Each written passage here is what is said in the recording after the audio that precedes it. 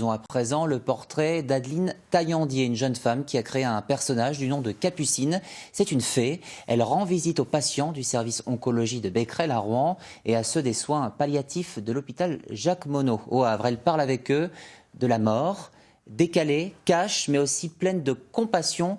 Capucine est un sacré bout de femme. Jean-Marc Pitt et Stéphane Lotte l'ont rencontrée. Je crois qu'il n'y a pas mieux placé qu'un être humain pour accompagner un de ses pairs à mourir. Et pour moi, c'est un privilège d'être là. Et quand un patient fait le passage en étant prêt et en étant dans la légèreté ou dans l'acceptation, je crois que je suis heureuse pour lui. Voilà 2 ans maintenant que la fée Capucine jouit de ce privilège. 2 ans qu'elle arpente, une fois tous les 15 jours, les couloirs du service oncologie de l'hôpital Becquerel à Rouen. Et chacune de ces visites commence par un entretien avec Frédéric, la cadre de santé. Et au niveau de la pathologie, elle en est où? C'est quoi? Ça va vers quoi? Ça va vers quelque chose de très moche. Il sait qu'il est en fin de vie? Je pense qu'il est prêt et il n'a pas envie que ça aille trop vite. Il a envie d'avoir le temps de faire ses démarches. C'est ça, l'important pour lui, c'est ça. Faire les démarches pour sa fille. Faire les démarches pour sa fille. Ok. Moi, j'ai accepté Capucine la première fois qu'elle est venue. Je suis allée avec elle voir une patiente. Et j'ai été submergée par l'émotion en voyant la rencontre entre Capucine et Lucie. C'était un moment magique, hors du temps. C'était une bulle de fraîcheur, c'était de la poésie. Et ça a permis à Lucie d'exprimer des choses très très fortes. Même si ça a fini dans les larmes, c'était vraiment, je pense, très important pour elle. Et elle s'est rendue compte de plein de choses qu'elle avait oubliées ou zappées pour se concentrer uniquement sur sa maladie. Et je crois que ça lui a fait beaucoup de bien.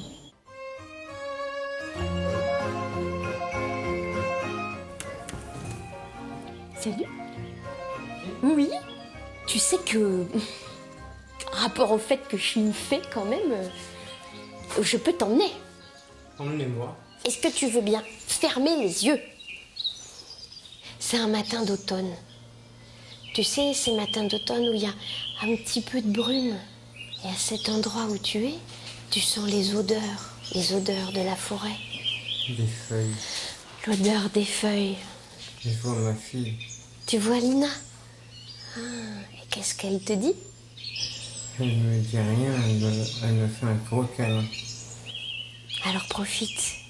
C'est bon ça. Et toi, qu'est-ce que tu as envie de lui dire, Alina? Que je l'aime. J'aimerais bien lui dire que papa il sera toujours là pour elle, mais je lui dis plus maintenant. Quand tu seras prêt, quand on aura envie, tu pourras ouvrir les yeux et je serai là. On va dire que ce qui me rend triste, c'est pour ma fille. Pourquoi pour ta fille? Elle va aller où si je suis plus? Tu t'inquiètes de ce qui va se passer pour Lina si tu meurs. C'est ça que tu dis? Ouais. Je décède. Si tu décèdes. À ton avis, toi, ça se passe comment? C'est un trou noir, c'est fini. Tu crois? Je pense. Et ça te fait peur? Non, ça me fait pas peur. C'est compliqué de parler de la mort. Le patient en parle difficilement à la famille parce que y a une peur de culpabiliser, d'attrister. Et aux soignants, y a des patients qui disent je veux pas embêter. Et puis comment j'en parle? Et puis est-ce que l'autre en face est capable d'entendre? Il y a des patients qui disent pas à leur médecin qu'ils ont peur de mourir parce que y a une telle relation au médecin que finalement ça serait le mettre en échec. C'est-à-dire mon docteur n'arrive pas à me sauver. Chaque année, ce sont environ 160 malades qui s'éteignent dans ce service. Les soignants parviennent à vivre avec cette charge émotionnelle parce qu'ils ne sont pas là par hasard, parce que leur présence est volontaire, parce qu'elle a un sens.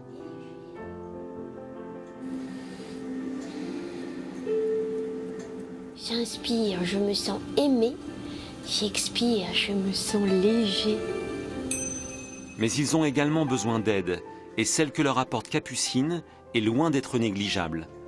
Ils l'ont totalement adoptée et souhaiteraient qu'elle vienne plus souvent au chevet de leurs patients. Justement, elle leur permet de plus avoir peur et de leur dire que la mort, justement, il ne faut pas en avoir peur et elle leur donne une approche différente de ce qu'eux auraient pu avoir.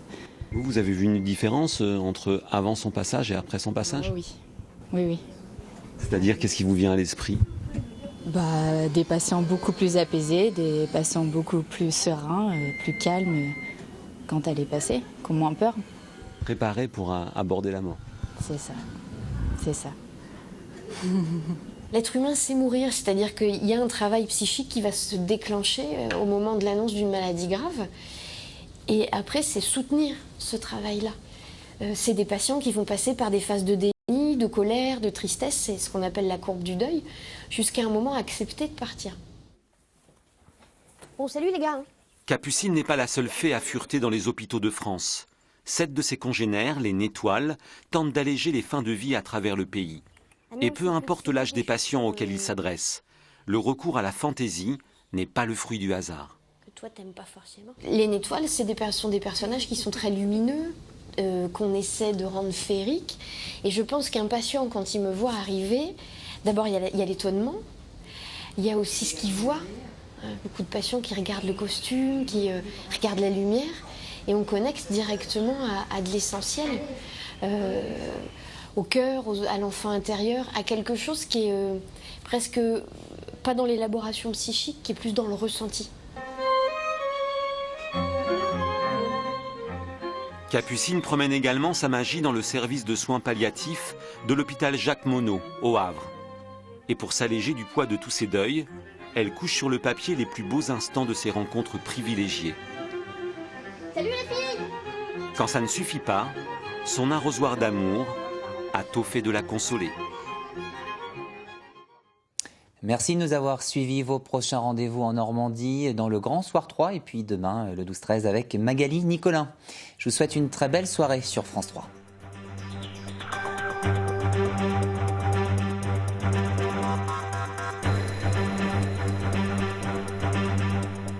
Retrouvez toute votre actualité régionale sur l'application France 3 Régions.